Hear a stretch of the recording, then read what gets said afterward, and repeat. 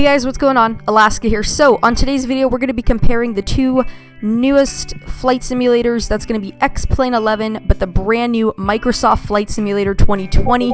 I've been wanting to do a review video for you guys. I just haven't had the time, but I figure we're about a week past our release date since Microsoft. I've had a week to enjoy it, really go into what it is all about, and I want to bring this review to you guys. So, without further ado, let's get started. So, my honest review, guys, this is just my review. It's my own opinions, and you guys can agree or disagree. But I hope you guys, take away something if you still haven't gotten Microsoft yet, and this might help you guys out in your decisions. So, starting off, we're going to do 3 different categories. That's going to be aircraft, scenery, and flight dynamics. So, let's start off with the visuals, scenery. X-Plane 11, guys. I'm going to flat out say this. Most people think X-Plane is amazing, it looks great, we have ortho, this and that. Aha, ortho. That is not built in. I mean, if you guys let me know down in the comments, how many of you guys actually fly X-Plane? No add-on aircraft, no add-on scenery, no ortho, default, everything. I mean, there's not many of you guys. Even if you just add better pushback, that's still adding something in the sim that wasn't already there. So, scenery-wise for X-Plane, I think there's definitely things that can be improved. I mean, you look at it. Microsoft, for example, they already have, if you pay for the Premium Deluxe, even just the standard, you get 30 to 40 airports that are payware quality, that have jet bridges at every airport you go to, really, that really have them. And I think that's already a great start right off the bat. And that's definitely something that we don't see in X-Plane. Now, if we continue on, you look at the ground, we have ortho for X-Plane. Let me just say this, default X-Plane scenery looks the exact same wherever you go to me.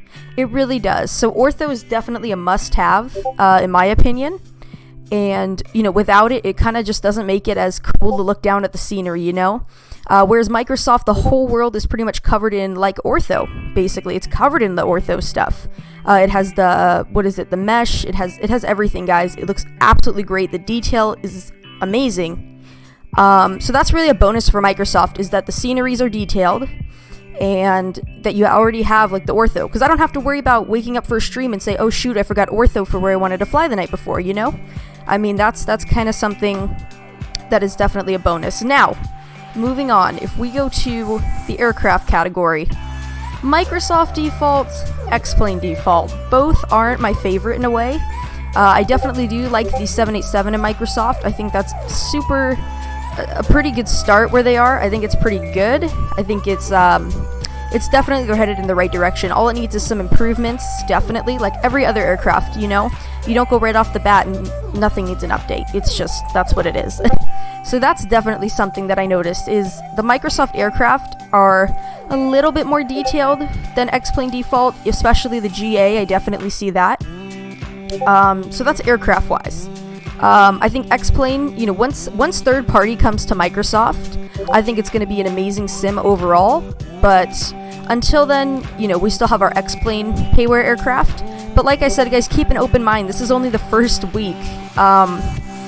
It's our first week of release, and I think that once the payware comes in, I think it's really going to make this sim phenomenal, and maybe even better than X-Plane. Who knows? Flight dynamics, Microsoft. Gotta improve those. I mean, X-Plane definitely does have some great flight dynamics when it comes to aircraft movement and things like that. I feel like Microsoft is a little bit, difficult in a way. I mean, it's really hard to land and control your aircraft the way that we're used to, and I think that there's definitely some improvements that need to be made. But we'll go into each of these specifically in another video. A few more things I want to talk about that I did not mention in the beginning. So, definitely some things, that fall under performance. I think X-Plane definitely has some much better performance. Whether than, Microsoft is a very demanding simulator, in my opinion. I think it definitely could have some performance fixes, because, I mean, I'm running a 1660 6GB VRAM, and it's still, I'm getting maybe 25, 30 FPS in the cockpit, and it's pretty hard, especially when I'm streaming at the same time, guys. For those of you that stream, you probably know how it is. You really need a good graphics card to do this. So that's definitely a plus for X-Plane, is the performance. I think it's a lot better. But the visuals of Microsoft are totally worth it for that. So here's what I have to say, guys. After all that you guys have heard from me, here's my overall rundown. I think Microsoft Flight Simulator 2020 is off to a great start. I think it's perfect if you want to go scenery looking. I think right now for commercial aircraft, it definitely needs improvements.